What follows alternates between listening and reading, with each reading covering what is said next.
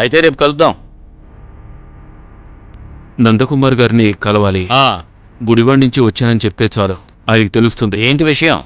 మా బావ ఒకడు ఇక్కడ జైల్లో ఉన్నాడు. వాడి గురించి తెలుసుకోవడానికి వస్తుంటాను.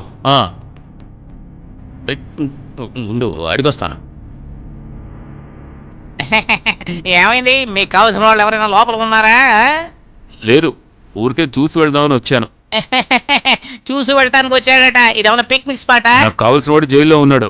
వెంటనే రిలీజ్ అవుతాడో లేదో తెలుసుకుందామని వచ్చాను. లోపల క్షేమంగానే ఉన్నాడుగా, ఇంకెందుకు?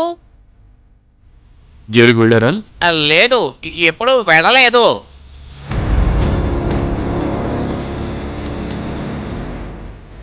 లిస్ట్లో ఉన్నాడు. 10 లేదా 12 ఈసారి రిలీజ్ అవుతాడు. ఇలా ఉన్నాడు, సమస్య ఏం లేదుగా. ఏ ప్రాబ్లం లేదు. చిన్నప్పటికంటే ఇప్పుడు ఆరోగ్యంగా ఉన్నాడు. ఏమైంది?